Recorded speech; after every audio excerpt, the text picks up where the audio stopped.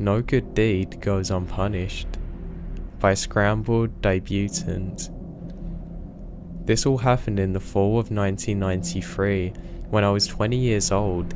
In the interest of context, this was before I started going college, and I was working in the material prep department of plastics on the night shift. I was the only woman in the department, and my male co-workers were initially skeptical that I could even handle this job. I proved myself and earned their respect. I was working hard, but on the plus side, it also put me into the best shape of my life. On the plus side, I had also just dumped my abusive boyfriend. He was verbally, emotionally, and physically abusive. He was also an alcoholic. This fact, more than anything, is probably why I got myself into this situation. So I'd just gotten off work. It was about 1:30 AM. My car was running on fumes, so I then stopped at my local gas station to fill it up. While I was pumping gas, a woman about my age approached me looking scared and nervous. She said that she had been at her boyfriend's house and they had a pretty bad fight. She had then walked all the way to the gas station to use the payphone to get her friend to pick her up. On her way to the station, a car pulled up as she was walking and the guys inside started harassing her and catcalling. With a slight movement of her head, she indicated that a car was parked off to the side by the gas station dumpster. It was a large light green car, like a Caddy or Lincoln, with at least 2 or 3 shady guys inside. She said that they had threatened her and she was too scared to go and call her friend and just had to wait. Now the woman was neat and well dressed. She didn't look like she was drunk or high or anything like that. She just seemed really nervous and freaked out. So I didn't even hesitate. I finished pumping my gas and told her to get into my car because I would take her home. At the time, on a weeknight, there's very little traffic, so I booked it right out of the gas station and asked her where she lived. She kept twisting around in the seat to see if there was a car behind us, and when I asked her to put on her seatbelt, she ignored me and kept on looking for the car. I just assumed that she was scared. A few blocks down the road, I had then noticed that she was looking around the car, and she started asking me for money. "Where's your purse? Where's your bag? I need money. Give me some money." My heart sank then. I have this woman in my car, and now she's gonna rob me? But then when I think about it, robbery just didn't make much sense. I was driving a 1985 Chevy and was wearing my work clothes, so it was a ratty t-shirt, jeans and camo boots. So I didn't look like a person with a lot of cash, primarily because I wasn't. She twisted around in the seat again and started yelling, "There they are, there they are." She didn't sound so scared anymore. I checked in the rear view and sure enough, the light green car is right behind me. She started cackling and bouncing up and down in the seat. "My boys are gonna mess you up. You don't know what they're gonna do to you." And she started laughing like she was crazy. She then opened up the glove box and started looking around for stuff, and she was still acting really weird, telling me about how that her guys are planning to mess me up. Now, if I had have been smart, I would have just driven to the police station. Actually, if I had been very smart, I would have just called the cops from the gas station and waited with her until they arrived. That would have been the intelligent thing to do. Unfortunately, none of this crossed my mind until later. In the moment, I got really angry. I realised 3 things all at once. There was an intersection up ahead with cars on either side waiting to cross, and the light had just turned yellow. I had a spare box cutter that I kept for my work in my driver's side door apartment, and this crazy girl hadn't put her seatbelt on still. I didn't think. I floored it and passed under the yellow light just as it turned red.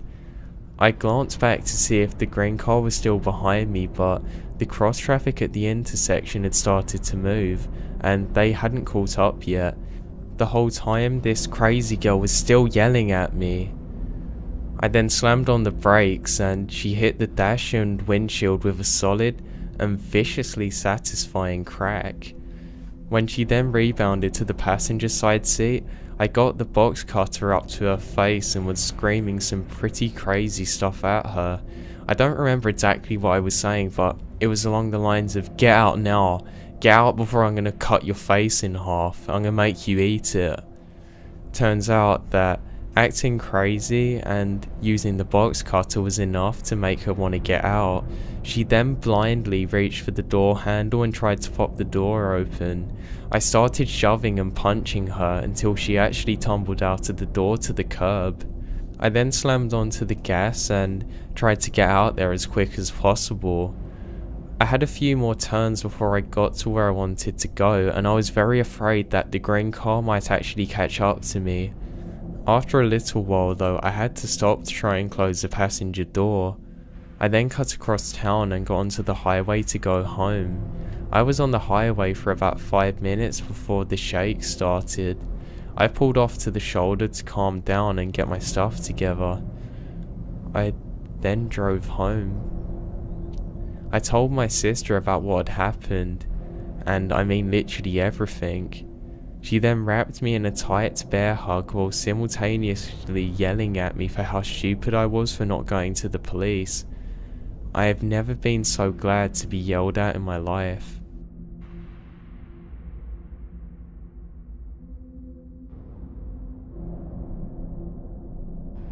My mum used to clean houses. She quit after this, by Walter Disney. In the mid-80s, my mom was a cleaner in Australia. She would go and clean houses in suburban areas and would sometimes do houses in rural/wine regions. We lived near both at the time. She would leave business cards at local shops and get most of her business that way, and also got some through referrals and word of mouth. So one day my mum gets a call from this lady who sounded like she was around 60, asking my mum to clean her farmhouse. She made a lot of odd demands, and my mum would usually meet clients before taking on new business. In this case, the lady didn't want to meet my mum, and she said that she would leave the keys under the front doormats.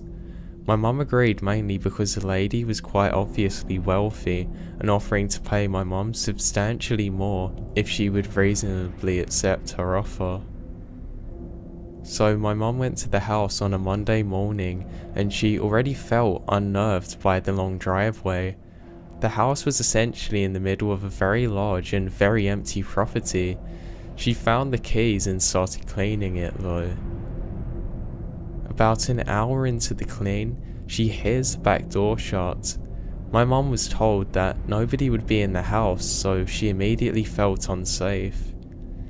She stood frozen in the kitchen for what felt like 3 or 4 minutes, although it could have been much longer apparently. There was no other cars on the property. She wanted to leave immediately but had 2 more rooms left to do. Both were only bedrooms.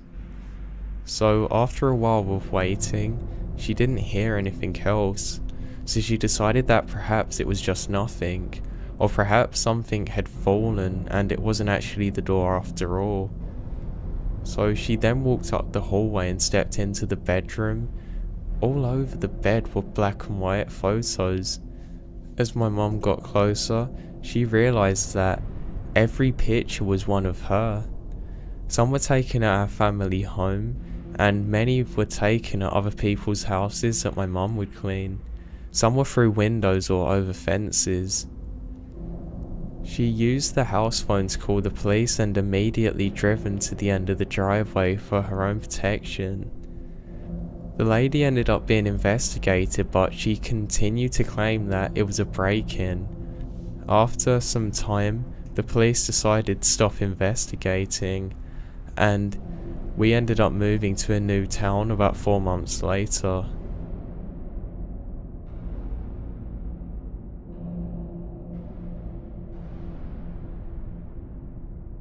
Get Ready to Die, Little Kid, by Salty Popcorn too.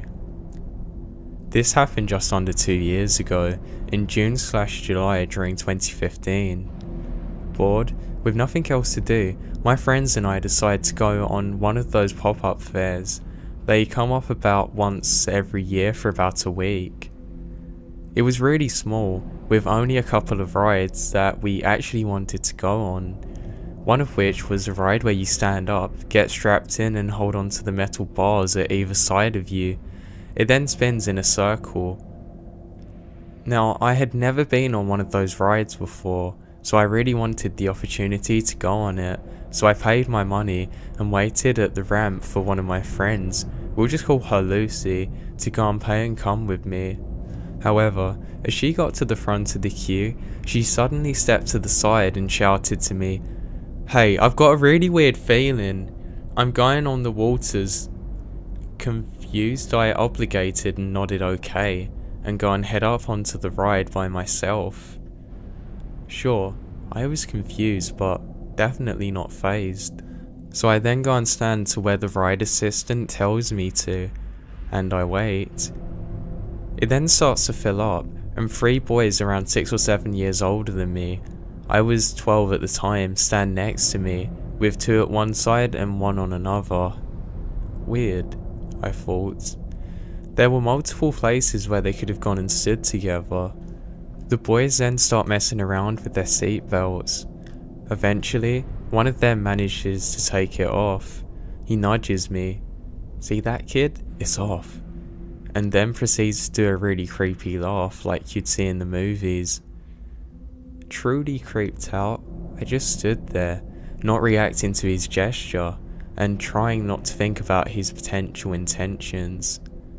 He then starts fiddling with my seatbelt. I lean away from him, idiotically thinking that this would bring the seatbelt out of his reach.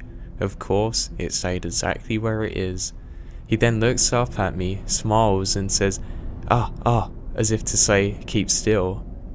Again, I didn't react, I just stood there, until I actually felt my seatbelt sliding against my skin.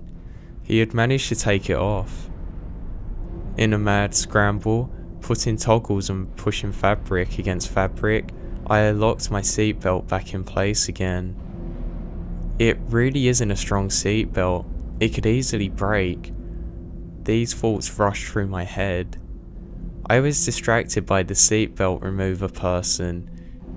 You know, there really won't be enough time for you to put your seatbelt back on when you're spinning round, right? Possibly falling into the motors. He laughed again. "Get ready to die, little kid." At the same time as saying the last sentence, he began unbuckling my seatbelt once again. I presumed, as most of you reading this will, he was having some weird joke. That was until I stared up at him, his lanky body towering over mine, his vacant eyes staring at my chubby, stocky physique. I then helped him on his mission to unclick my belt. Click. I run to the exit of the ride, intending to reenact a scene of the Olympic hurdles. Of course, it's much harder than it looks to hurdle, so I do the ever classic, one leg over and the other leg on the other side roll over the gate. I was free. I caught up with my friends on the water car and hopped onto it with them before it started spinning. It wasn't until I told them what happened when I realised what could have actually happened if my seatbelt was taken off. The ride I had seen from watching in the queue and from the fair wasn't really going fast enough to provide the force you need to keep her at the edge. If I had fallen down towards the centre of the ride, I would have almost definitely been thrown into the mechanics. The protective fence that they had was only waist high, so there was no way that I would have been able to not flip over that fence. I truly believe that had he have unbuckled my seatbelt and I continued to ride, he would have almost definitely killed me. He really seemed insane.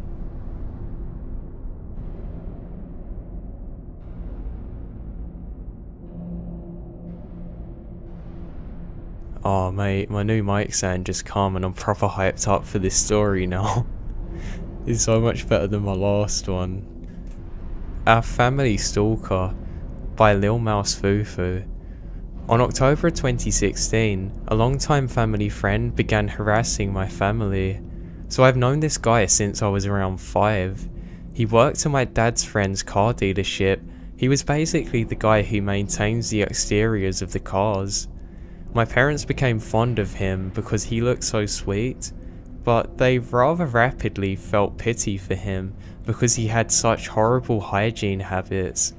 They'd often buy food for him, gift him clothes and things of that sort. Anyway, around 2015, this man gets a job right around the street from my mum's job. He saw my mum one morning and they just waved at each other. This man then starts calling my mum frequently. Now, my mum is extremely nice. Too nice. So instead of just not picking up, she would always talk to him. This guy then becomes obsessed with my mum to the point that she has to tell him to stop contacting her. And this goes well. Surprisingly, he actually stopped contacting my mum. So months later, he began to watch my mum. I mean literally. He will park his car in front of my mum's job and watch her. She even notices him, but she never saw it as a huge threat, so she never actually said anything. That's where things escalate. My mum was walking out of work with a co-worker one day. It was just a normal worker relationship. My mum catches a ride with the co-worker to a mandatory work event. So then she wouldn't have to drive home too late, as these events usually end pretty late. Meanwhile, this guy is watching them walk to his car. He suddenly thinks that my mum is having an affair with this guy and decides to follow them. So eventually they did arrive at this place, and my mum decides to stay in her car while the co-worker goes inside to check if it's the right location. The stalker then walks up to the car, opens the door, slaps my mum, grabs a knife from his car and slashes all of the tyres. Now, my mum's in complete shock. She immediately calls her co-worker to come outside. So after he comes outside, there's no sight of the guy.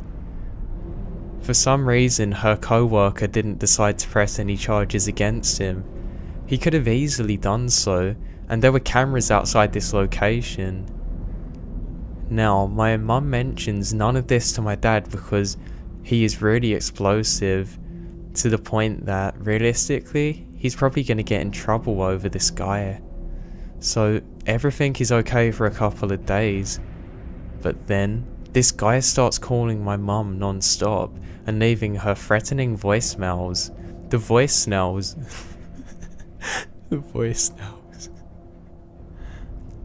The voicemail said something along the lines of, "If you don't meet up at a hotel on Wednesday at 1 PM, I'm gonna tell your husband that you're cheating on him." Now, this does in fact scare my mum a lot because my dad has a past with domestic violence, so she's scared my dad will believe him and beat her.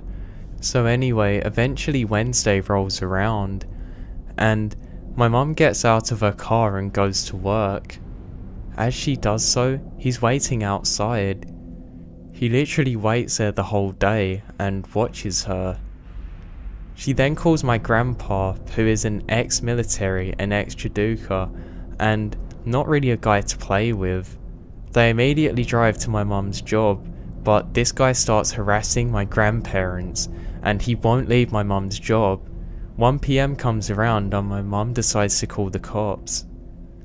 The dude then hauls across the streets and hides. He leaves his car at my mum's job, so the police then went to search for him and he's nowhere to be found. The phone calls continue and things only escalate. This man decides to vandalize my mum's car. He throws tar all over my mum's car while the car is parked outside. The car is basically destroyed at this point, and my parents have to pay a lot of money to try and fix it. Now at this point, my dad knows of the whole ordeal, and he's set on killing this guy. We tried to get my dad to calm down because my mum was just about to take out a restraining order. He then continues calling and stands outside my mum's job every day. This man starts driving to my house every day and begins to see me as a target. He leaves my mum threatening voicemails all the time, saying how he's going to vandalize my car. So at this point, I'm even more terrified. At this point in the story, my mum has had to call the cops on several occasions, but the cops say that they can't do anything because he's not physically attacked her. My mum decides then that she's going to finally petition for the restraining order, with the police reports and voicemails as evidence. So they set up a court date and give my mum a temporary restraining order until the court date is due, so approximately 2 weeks. However, this guy does not stop calling my mum. So my mum calls a detective in charge of her case, and this guy hasn't been served with the restraining order just yet. He was notified with the court date though, so he tells my mum that he has proof that she won't stop being called by him now. He then starts threatening the rest of us. I wake up one Saturday morning and my car has letters drawn all over the windows in nail polish. Luckily, we were able to gently scrape it off, but by now I am a nervous wreck. I start doing bad in my classes and I hadn't slept for about a month. He then begins to harass my dad with voicemails and phone calls, but luckily my dad didn't have any of this. So anyway, eventually the court date does roll around. This man shows up with his stepson, and his stepson starts talking crap about my mum, because of course he only knows this man's side of the story. The judge then does finally call him in and does the usual questioning, talking about the police reports, etc. The judge then asks him if he has anything to say or show, and he says, "Yes, I had the phone bill that shows that she called me more than 200 times this month." The judge says, "Alright, show me." Guess what? He didn't bring anything. There's no such thing. The judge nods her head and says, "Okay, I reached a verdict." He was found guilty and my mum was awarded a restraining order for life. We finally have peace in our family once again.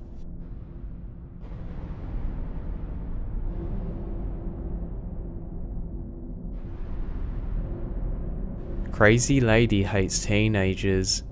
Ma'am, I'm 20, by Nan the Cow Dog. I live in a small town and work in Avering Town. I get off of work last night at around 10:30, and at the time I was feeling pretty okay because I didn't have to work Easter. I was planning to go to Walmart, but I wanted to get gas from a closer gas station because I had their rewards card. Now, living in a small town, there's not much to do around here, especially if you're aged between 15 and 20, so going back at the last 3 generations, teens in this town, which I always call my hometown, spend their Friday and Saturday nights driving from AutoZone down 3/3 about 5 blocks, turning onto the South Main, driving 2 blocks, turning around in the pawn shop and driving back the very same way. I know that's boring, but there really isn't much to do that isn't illegal. So I went in and paid for my gas and noticed that there was a woman standing in the corner glaring out from the front of the gas station. I didn't think much about it, so I just headed back outside. The night was so nice, so the drag was filled with a few cars, and the AutoZone across the street was still filled with parked cars of people who were about my age. There was also a pickup full of high school boys across from me who were all minding their own business, getting gas and snacks. Suddenly, my mood is interrupted by the same angry woman who was in the store. She literally starts screaming in my face. I'm sure that she actually got some spit on me. "Get your ass home. I'm tired of all of you kids driving round at night. Get out of here," she screams, loud enough for the rowdy guys in the pickup next to me to go quiet. She then also said that I needed to stop having sex. I am a virgin. She keeps on yelling at me about how disrespectful that us teenagers are, and since I had just gotten off work, I was still kind of brain dead and just blanked out until I heard my gas pump ticking off. And the lady was still screaming in my face, $13 of gas later in fact.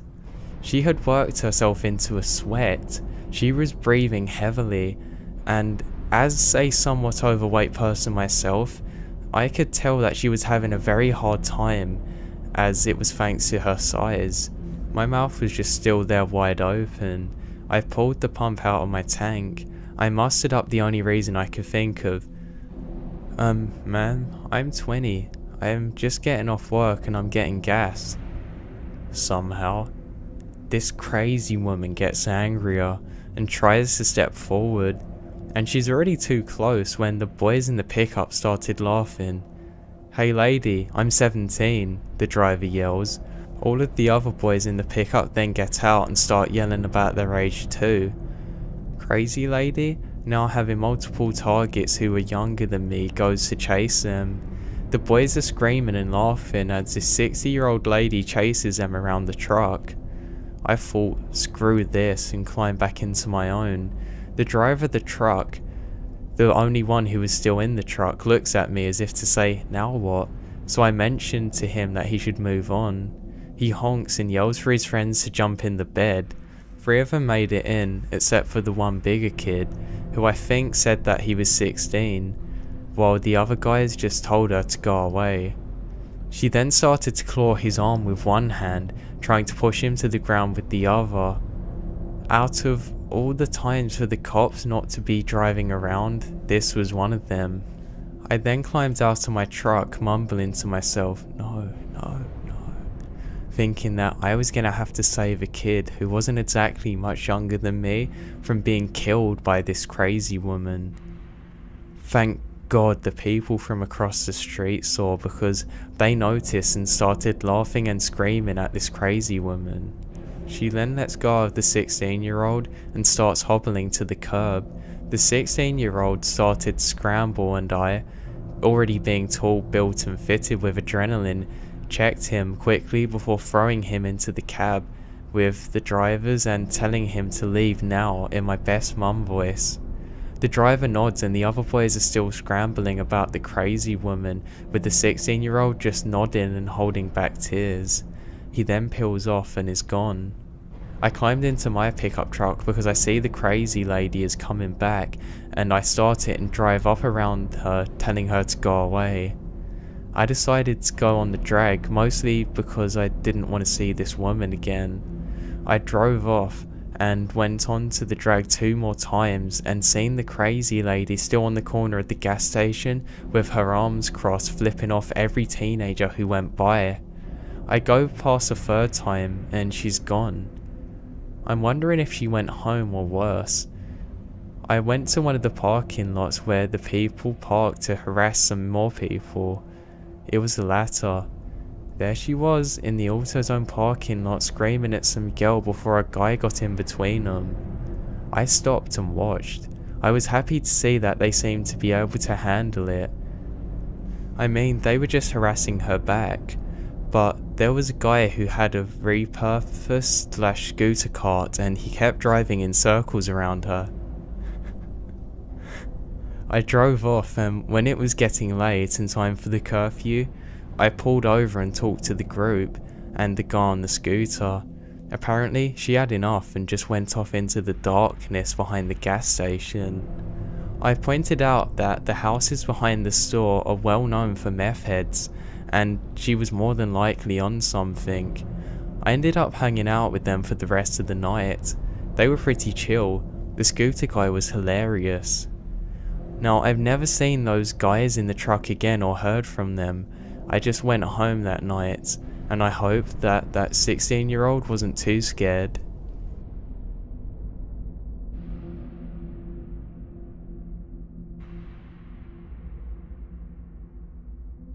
Stranger Under the Bed by Myra. I am a 22-year-old, and this incident happened a year and a half ago. I had just moved into my first apartment and was in the process of moving in. The door that led into my apartment locked itself automatically when closed, So I was going to the entrance of the apartment complex to get my mail while on the phone to my boyfriend. I returned to the apartment and sat on my bed while opening the mail using my phone simultaneously. I dropped the phone on the floor and it landed under the bed, so I had to lie on the floor to look for it. I then saw something that caught my eye. There was someone under the bed. My eyes widened. I choked the urge to scream. The person under the bed was actually facing away from me, so I could see his back, with his chest facing the opposite way. I couldn't see his face, and he didn't see me. Trying to be rational while so many thoughts rushed through my head, I picked up the phone and said, "Sorry, I dropped my phone. I'm gonna have a shower and call you right back." I then hung up. The bathroom is right by my bed, so I hesitantly walked in, quietly locking the door, turning on the shower, then jumping out of my window and calling the cops. They told me to wait nearby, but to wait across the building so that I was in a position where I could see if anybody comes out to the door of the apartment complex. This was during summer and it was still light out.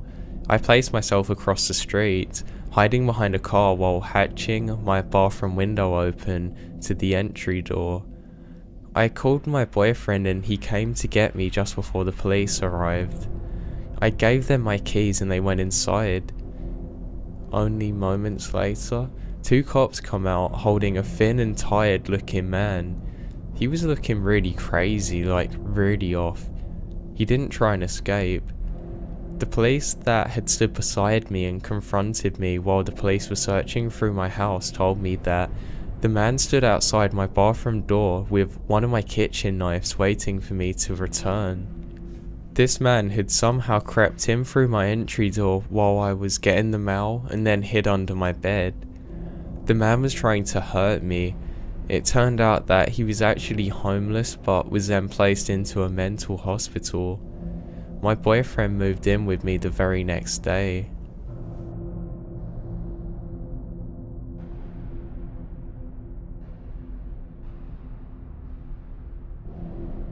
The Ice Cream Man by Trek's Pizza Party. Growing up, I lived in a decent sized middle class apartment complex. Now all of this took place during 1988 to 1990. This means that I was about 4 or 5 during these events. Since there was only one driveway in and out of my complex, my mom pretty much let me roam around by myself from a very young age. My court or block was the first one that you passed after entering the apartment complex. I wasn't supposed to leave this without letting my mom know exactly where I was going to. Now, I was a very curious and social child. My mom actually called me the mayor because I knew so many people in the complex. I had overall a few run-ins with creeps and weirdos and definite pedos over the 2 years that I was living there, but nothing had ever escalated into any sort of worrisome incident.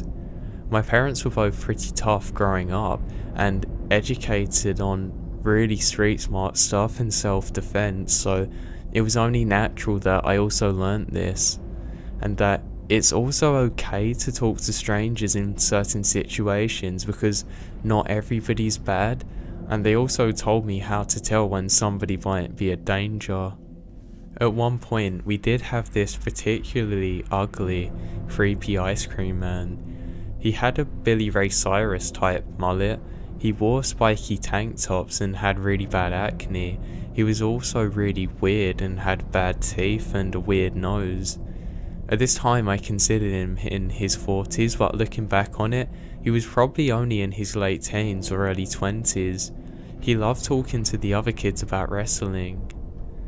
I went to his truck once, along with friends, and he was parked outside the pool. I didn't have enough money for something, so I said, "Oh, never mind," but he still gave it to me anyway for whatever money I did have. I didn't like the way he was too friendly and smiled at me too much, so if I heard the ice cream man, I'd peek out of the window to see where the guy was. and I always didn't get ice cream if I knew it was him. I didn't know how much time had passed between my first encounter with him and the last, but in between there were a few occasions where I was coming home or going to a different court for whatever reason, and as if I happened to be walking down the main drive, he would almost always pull up next to me, like he was going to do ice cream on the sidewalk, and I'd just pretend that he wasn't there and cut through a court and hide. He would then holler things like, "Why are you scared of me? I'm nice, you're making me feel bad." Anyway, one day my mum said that I couldn't leave the court for whatever reason. My friend lived in the corner apartment of the court after mine, so I sat on my court nearest to hers and she sat on the corner. We were talking about tossing toys to each other and across a parking lot and whatnot. I had then heard the ice cream man mid-conversation. Even though I was at the other end of my block, he saw me when he pulled in. He then started driving towards me and I just ran and hid in my court till he moved further into the complex. I waited for what felt like an eternity until I didn't hear the music anymore. So I got up and walked back around the corner to my friend, but she had already gone inside. I picked up whatever toy I'd left behind as I turned to start going home. I then noticed that he's just sitting in the parking lot of the court across the main drive in his truck with the music off. I dropped what I was holding and go to pick it back up, and he's already directly across the street from me at this point, and he stopped. "Hi, what's your name? Can we be friends? I feel really bad that I scared you. I'm a really nice guy." He had on some tank top and his hair was really greasy and his acne was really flared up. I remember just being so repulsed by him. My legs locked up because I was so scared, and mentally I was trying to decide if I'd have a better chance escaping through the woods or take a chance down the main drive. "I can't have friends," my mum said, "so..." "Well, let me give you free ice cream. I feel bad." "My mum says I can't have ice cream." "Okay, you can have a candy or soda or snap bracelet." "Sorry, I can't cross the street, it's okay." "That's okay, I'll come over to you. You can ride in the truck and play the music if you want." I then realised that this back and forth was a losing battle for me, so I decided that the best thing I could do now was just to play along. "Okay, if you turn the truck around, I don't have to cross the street so my mum won't get mad." He'd then have to leave and immediately re-enter the complex to do that, and it would buy me about 20 or 30 seconds. He got way too excited that I seemed willing and he started driving, and I immediately took off running. I got home and my mum was on the phone with my dad, who was out of the state for that day. I told her exactly what happened and she made me tell my dad, and they said how proud they were of me and how I'd made really grown-up decisions. After that, unless I was out of town, I avoided all ice cream men at all costs. I still think about it to this day though, and I always tell this story to my kids that I babysit. I just hope that I was the one kid that he tried to bait, and there's no one else that had to experience what I did, because he's probably done a lot worse.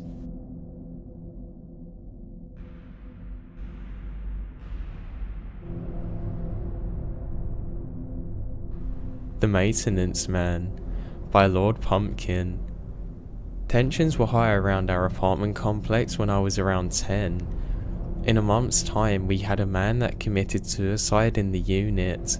We had a partial fire in the building that actually led to reconstruction, and there was a child that had been hit by a car who later survived.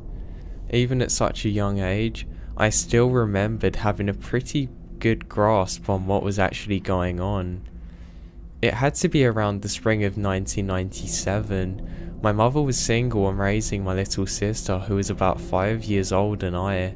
She managed a different complex and would pick up us from school and drop us off at our apartment while she returned to work for a couple more hours. I also had 3 older siblings, but all of them had moved out, and at some point during their lives, they had to keep an eye on the 2 younger siblings. There was no money for a sitter, so the oldest just had to assume the role, and that was me at the time. For the most part, we were really quiet kids in our 2nd or 3rd story unit. We played with our toys, watched little television, and sometimes played Saga on Nintendo. On this particular afternoon, I recall playing with a Dash Randa figure from Star Wars, while that my sister was doing whatever in the same living room. Suddenly, the doorknob started to shake violently. Now my heart dropped and I remembered that it was the first time I ever felt true terror.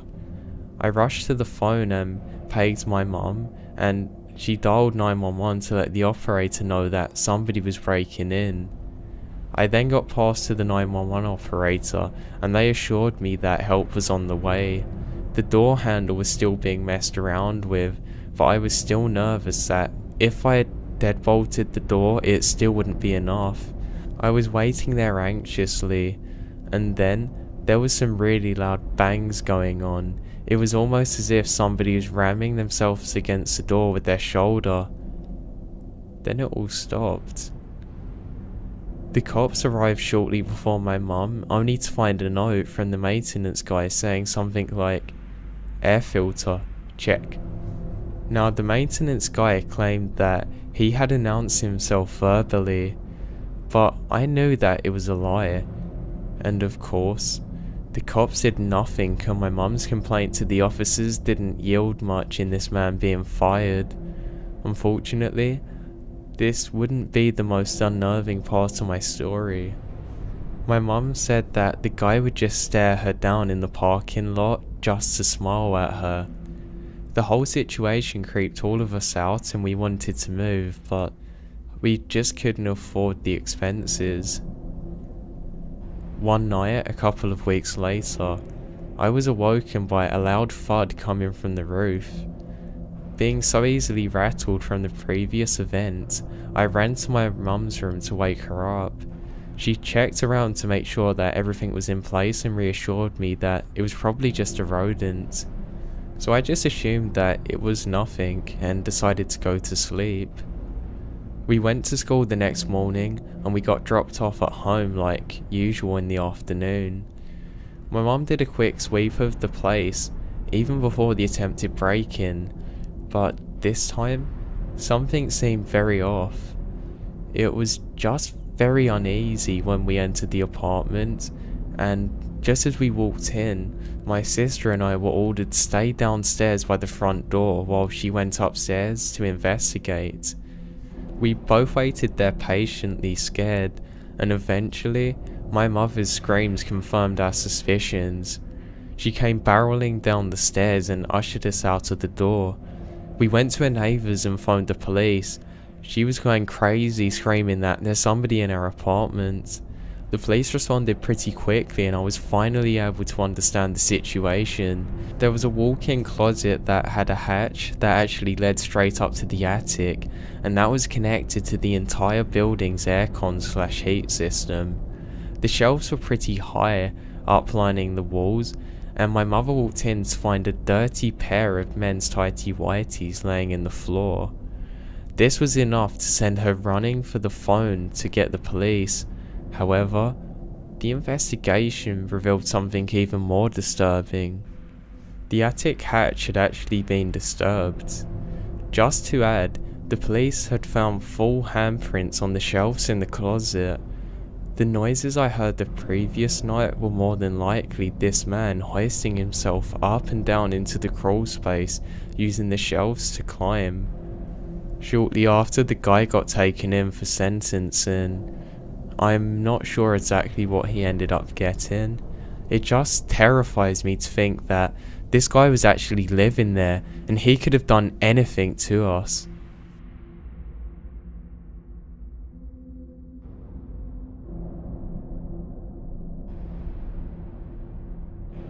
I think I saved the girl last night, by Zombies Lerp. Yesterday I had a crappy day and was required to work a lot of extra hours. We had just changed our time zone 1 hour, so it was already dark when I left my workplace. I was pretty stressed and was just driving home like usual. I then noticed that there was this girl on a dark street just texting. I think that she was waiting for the light to change. I was thinking that this is a pretty bad place to be just sitting there texting in the dark. That's when I turned and noticed that there was a guy like 50 feet away from her. He was just staring. I was about to go on my usual way, but I then noticed that he was just eating her with his eyes. It then suddenly hit me that this was a really bad situation. Oh crap. I go and park my car right next to the street where she was before. Just as I turn the corner, I notice that she's pushing him and forcing him away while screaming. I sprint as fast as I can and scream, "Hey, leave her alone."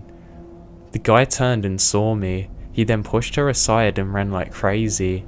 I then started to chase him and noticed that he's dropped a knife in the street while running. I then turned back to ask the girl if she was okay, and she was, and calmed down a bit. She told me that her phone got stolen, and she told me that it was just a value and it didn't matter that much. She was waiting for her boyfriend, so when he arrived I explained the situation. I shook hands with him and left.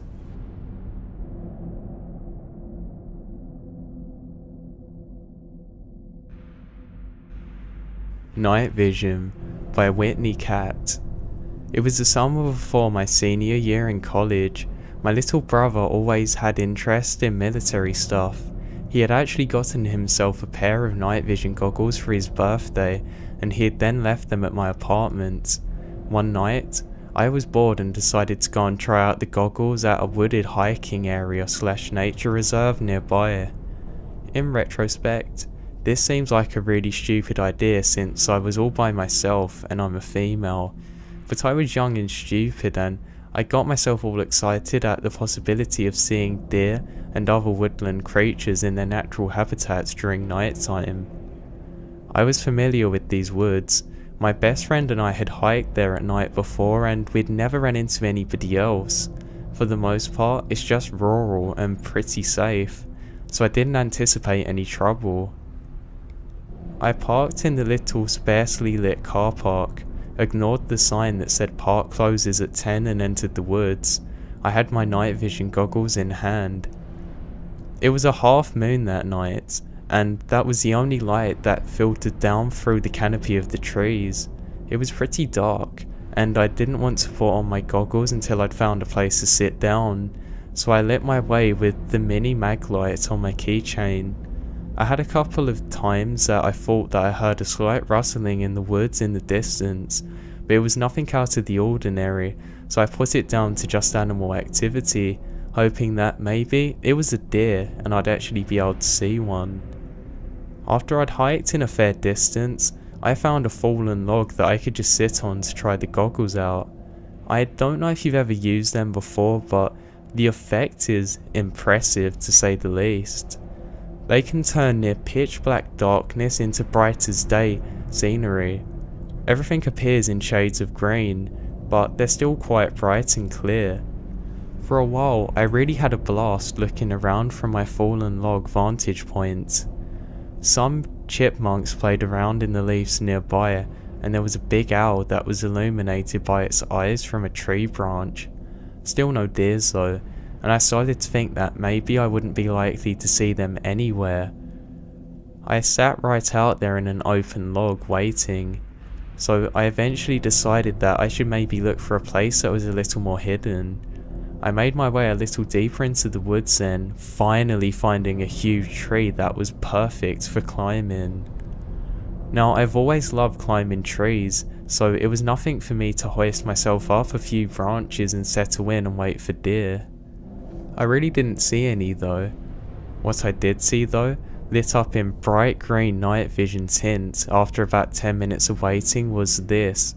There was a guy who was dressed in all black. He was literally in all black from head to toe. He was making his way stealthily through the woods. He was literally going in the same direction that I'd come from, and was clearly trying to stay hidden, moving from tree to tree and glancing around carefully before making his move. It looked very much like he was looking for someone. Now, it took me a few moments to notice that he was carrying something, and when I saw what it was, the hairs on the back of my neck stood up. This guy had a big knife on him, a real big one. He was gripping it as if he expected to use it in the very near future. It wasn't deer hunting season either, and this is a nature preserve where hunting of any kind is completely prohibited. Now, at any rate, the guy was alone and not dressed like a hunter, and there were no deers in sight. Very few hunters kill their prey with their knives. I was suddenly in a very horrible situation. I was a young woman who was alone, weaponless, in the middle of the woods at night. Now, this was also the 90s, so there was no cell phones. Even if I had one, I wouldn't have felt safe using it, least to draw any attention to me. Now, I didn't know how he was able to see so well in the dark. I guess that his eyes had just adjusted. I was terrified that he was going to look up and spot me, so I sat there, afraid to move, afraid to breathe. I then continued to watch as he carried out his stealthy process of scanning the forest for who or whatever the hell he was stalking. I scanned around but literally couldn't see anyone, even from my high vantage point, and the sickening thought struck me that I might be his target. I then thought further back and realised that maybe the rustling sound that I heard initially was actually him. Then I thought back even further and realised that there was actually a white car that had followed too close behind me for most of my drive to the nature preserve.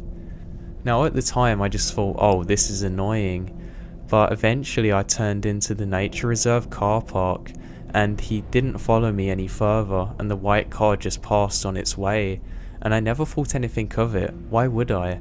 Now, I was horrified though. If this was the car of that driver, he'd literally circled back and seen my car parked in the lot alone. It was obvious that if this was the case, then it would mean that he had come in after me. I sat there, paralysed with fear, and watched for what felt like an eternity. It was probably even half an hour or so. There was a heart-stopping moment when he paused right underneath my tree, and I'm sure he was going to look up and find me, but he didn't. After a while, he seemed to give up for whatever reason, and I heard him say screw it. He then started heading back in the direction he'd come from. That's the direction of the parking area. I stayed in that tree, wet with sweat and crying, until eventually the sun came up a few hours later. Then I climbed down and I was still terrified, gripping the little can of pepper spray on my keychain. I made my way to the parking lot as fast as I possibly could. When I got there, the guy had been there. My windshield had been smashed with a rock, and somebody had scraped all down the sides of the car with something sharp. Upon closer inspection, it was clear that obviously he had done it with his knife. I just thank God that that knife didn't end up sticking into me. I thank God for the night vision goggles that let me see him before he could see me, and I also thank God for the big trees with the sturdy branches. The most scary part is, had he actually found me at any point, I would have been helpless and he could have done whatever he wanted with people not around for literally miles. I would be completely helpless had anything happened, purely at his mercy.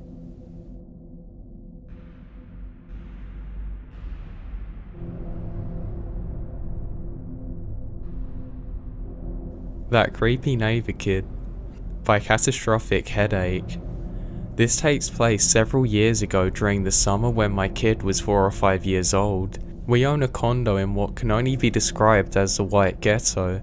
Most of the houses here are multi-family units, and they were built as an effort to gentrify and clean up the area. Anyway, the people here are not that bad.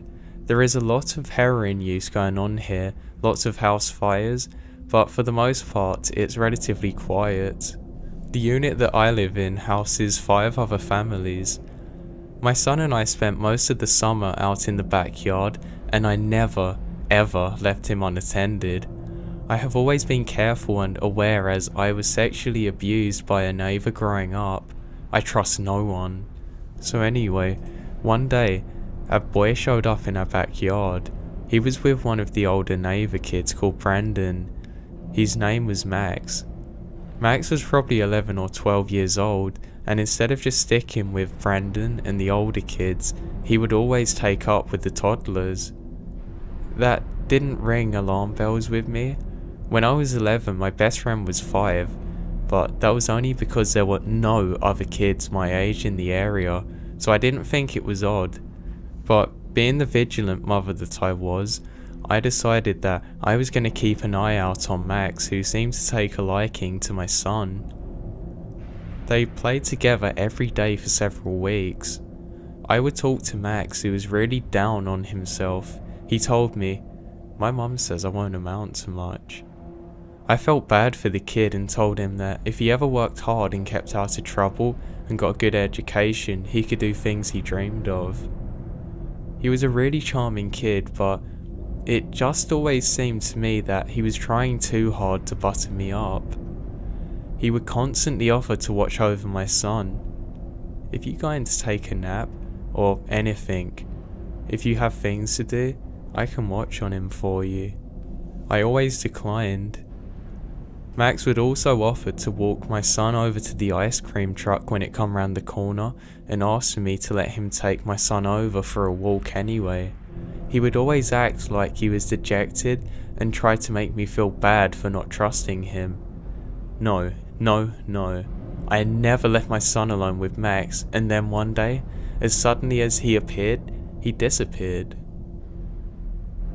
One day, as summer began to fade into fall, I sat outside with Brandon's mother. "So did you hear about Max?" Of course she didn't. It turns out that Max took his 2-year-old cousin out into the woods for a walk. When they were found, the 2-year-old was no longer wearing his diaper and was clearly engaged in inappropriate behaviours. I'm so glad I never fell for Max's antics and didn't let him guilt me into time with my son. I don't know what I would have done if my son had ever got harmed.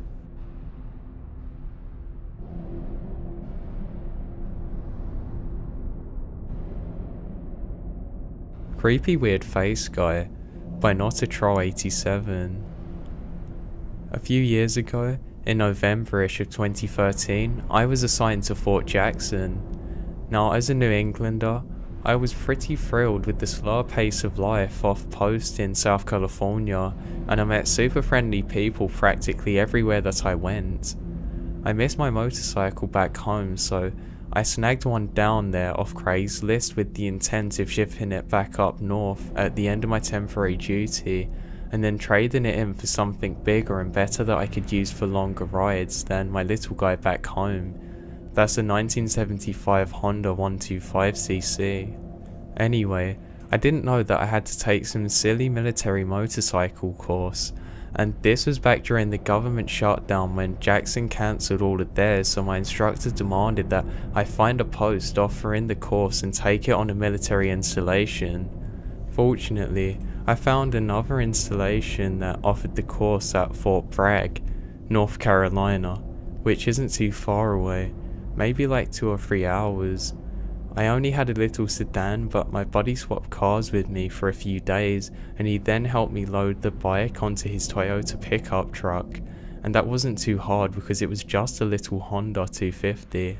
Not wanting to be late, I left for Bragg at some ungodly hour at like maybe 3 AM. My GPS took me through back roads along open fields. The drive was peaceful and the roads were quiet. I was so excited because just a year before I had been searching for jobs back home with my crappy little economy car and no money. After joining the army, I was able to buy a nice car, get a little motorcycle, and go to parts of the country that I'd never been.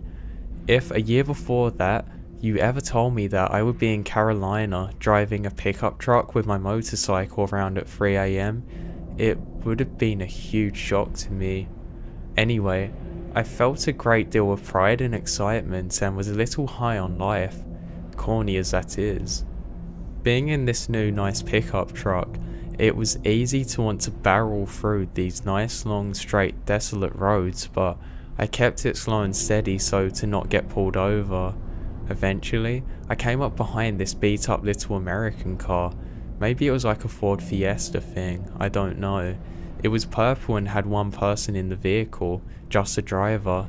He was going really slowly, maybe 30 miles per hour, which was painful, but I stayed a safe distance away from him. So I was in no hurry and had plenty of time, so it was a nice drive and it was slow for a while though. Then, the guy suddenly goes to like 70 maybe, and that seemed a little too quick for these roads. Stupidly, I thought that maybe this guy was an old pro who knew that there were cops here, so I stayed with him, slowing down and speeding up like he did, but I stayed way back not to elevate any suspicion of him, and everybody hates it when trucks go really close behind you. So yeah, I know that seemed really creepy, and I was stuck with this guy at like 4 in the morning in the middle of nowhere, but I guess I didn't think about it. Besides, at the time I was 26, a girl with longish dirty blonde hair who wore makeup and looked completely harmless. Who in their right mind would ever be afraid of me? Eventually this guy pulled off to the side of the road, and that's when things started getting weird. It was largely my fault for assuming that everybody in the south was friendly and a heartbeat away from offering me some sweet tea. Like someone. Maybe he had car trouble and I wanted to check on him to see if he was okay. I rolled down the window, leaned over to the passenger side so he could see how non-threatening I am, and I said something like, "Good morning, sir. Are you okay? I wanted to check on you and that you're not just leaving here if you're having car trouble. I have a phone and if you need an AAA." At this point, it was very clear that I'm just a youngish, blondish female and was probably harmless, and the weirdo goes, "I was doing just fine myself until I saw you following me." You know, in some slow southern drawl, white guy, maybe 50, heavy, unshaven but not bearded. He looked unkempt in general. He was ugly and in some odd hills of eyes sort of thing. He was lumpy / asymmetrical. Anyway, I felt bad that I had given him such a fright, so I tried to explain that I thought he knew that the cops were here, and that's why it seemed like I was following him and that I was sorry. Then I asked him for directions to brag because my GPS wasn't working, and I really wasn't sure where I was. At this point, I wasn't scared because I was in some huge truck, and he was just off at the side of the road. The guy basically started screaming at me, calling me every bad name under the sun, and something totally strange, and I didn't get what he was going on about. I was completely startled, so I said, "Oh, crap," and for some reason rolled up the window before shifting into drive, and he screamed, "I ain't letting no goddamn woman swear in front of me. I'ma put the fear of God into ya." I couldn't hear the rest. The window was shutting right at the same time he said God. It was literally like some huge what the hell moment. It was so weird. Before I can put the truck into drive, he tries to jump out and literally grabs my passenger side door. As I'm shifting into drive, he is pounding on the window with his terrifying looking face. It took me an extra second because I wasn't used to where the shift was on this new truck. That kinda scared me a bit, and for a second I had to pause stupidly, and I then looked at his face because I almost couldn't believe it. I'll never forget it. He had these crazy beady eyes and this wild look in his face. He looked really mental. He was literally screaming and spitting all over the window. It was like he had suddenly slipped into some crazy, frenzied rage. It was the scariest, angriest face I've ever seen. I literally just floored it out of there and completely freaked out. Sometimes I still dream about that guy. I really don't ever want to see him again.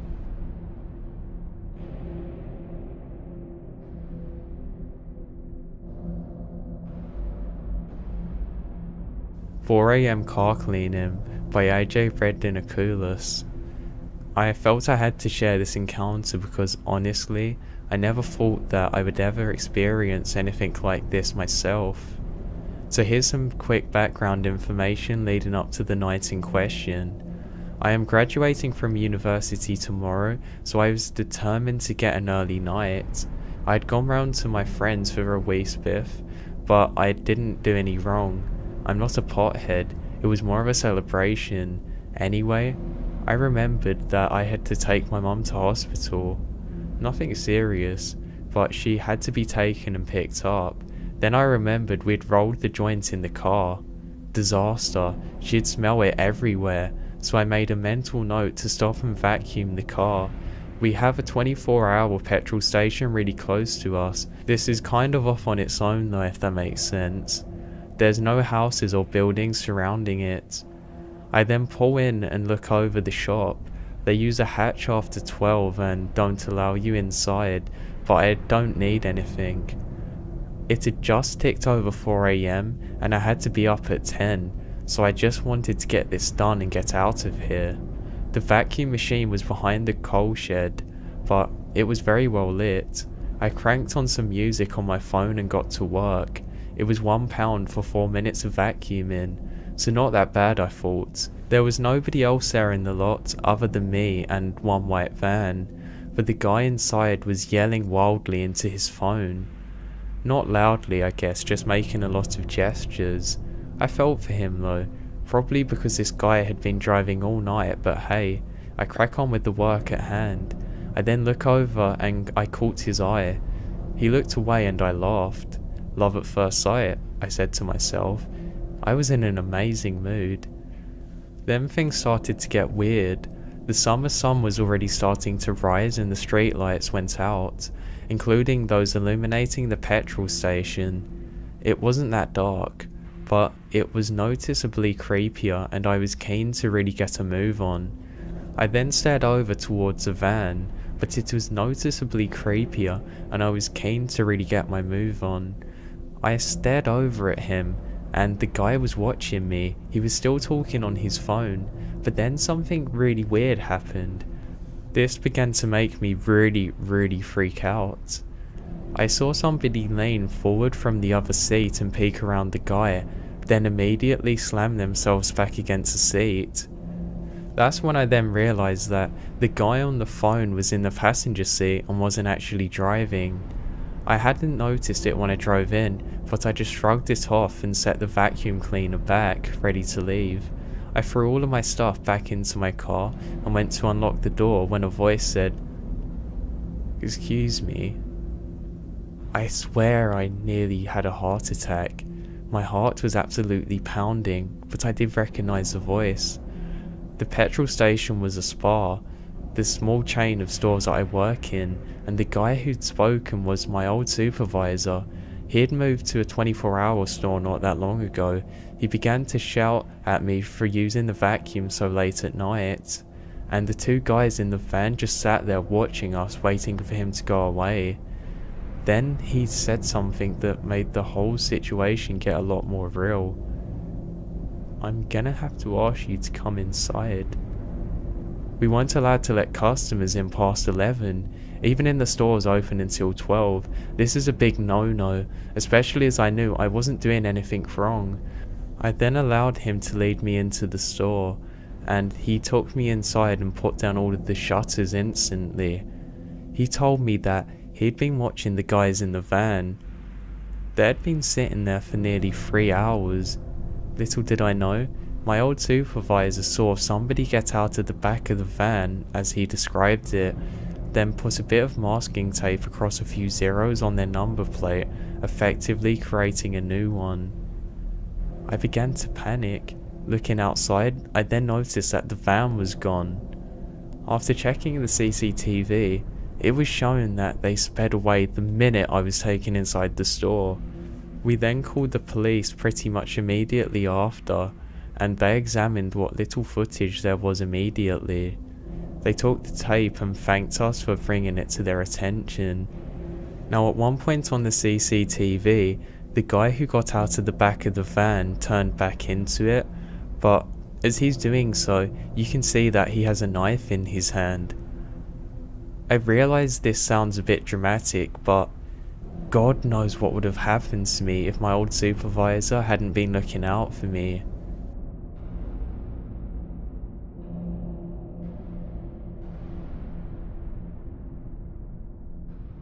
Always Trust My Gut by Manda8605. I went to a college in a town with a big university which I attend, a second school with about 5,000 students and a technical college. So there's a lot of young people around me all the time. For context, I am a 5'11" slightly overweight female with broad shoulders, so people don't usually mess with me, but I do get the occasional creeper that says, "I'm a tall, cool glass of water," or "them legs," and other body parts, etc. I live only a few blocks away from campus, so it was not uncommon for me to walk to and from classes. However, one night I had met with a group for a class project after class, and we were later than I thought we would be, so I had to walk alone at around 10 PM in the dark. I was fine on campus, and about a block after leaving campus I got a gut feeling that something was wrong. I knew that somebody was following me, and the most part of the town was already shut down. There was a pizza place that was open, but I just went past it.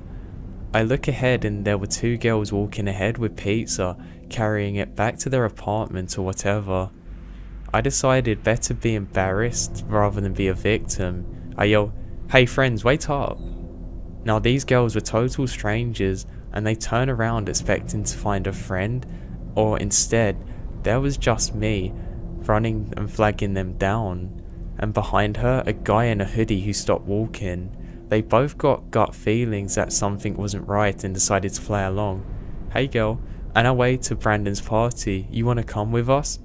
I caught up with them and pretended I needed to get something out of my bag, and we stepped to the side, and they were both giving me this freaked out look. At that moment, the hooded guy then passes us with this look of pure hatred and evil. His eyes burned into mine and he continued to walk. I ended up going to the party with my new friends. Later that night, we got a campus alert message that a student had been attacked a few blocks off campus, and the description actually matched the guy that was following me. We contacted the police and eventually the guy got caught. I still talk to those girls today, although we live in different parts of the country now. I'm sure glad that I never had to meet that man alone.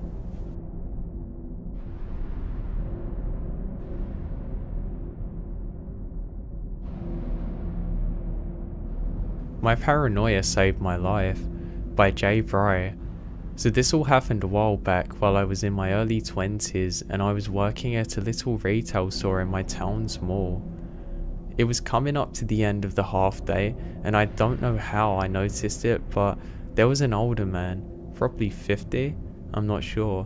He had walked past my store maybe 3 or 4 times now, not consecutively either. It was just every now and then. Now, I worked in one of those little costume jewelry stores, so it was kind of odd for an older guy to be walking past it so many times, but I kinda didn't think anything of it. I don't even know how I picked up on it in the first place. It came to closing time and I had left to catch my bus about 6:30. I remembered it was transitioning into winter because it was dark out by then, and I'm a very paranoid person.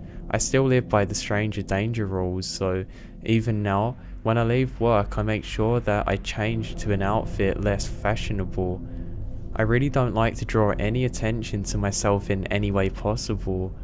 I really cover up as much as I possibly can to look average.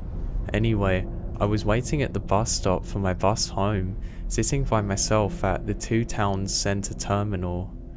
And guess who walks past? The older guy.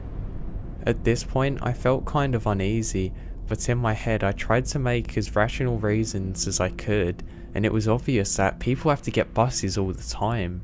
Of course they do. My bus showed up eventually, and well, we can all guess who got on after me. I remember sitting in the seats facing inwards, the ones for wheelchairs and prams, and he sat at the first seat above the steps. I remembered staring forward and I could literally feel his eyes burning holes into me. I kept on trying to use my peripheral vision to see if he was staring at me, but I didn't want him to notice what I was doing. The whole bus ride I had waited to see if he got off before my stop, thinking that I was just being over paranoid and anxious the whole time. Until I pressed my button for my stop, that is. I literally waited until the last possible second to press it. As I stood up, he did too. I went to walk to the front of the bus, and he exited the rear at that moment. I then waited for the second he stepped off and sat back down again.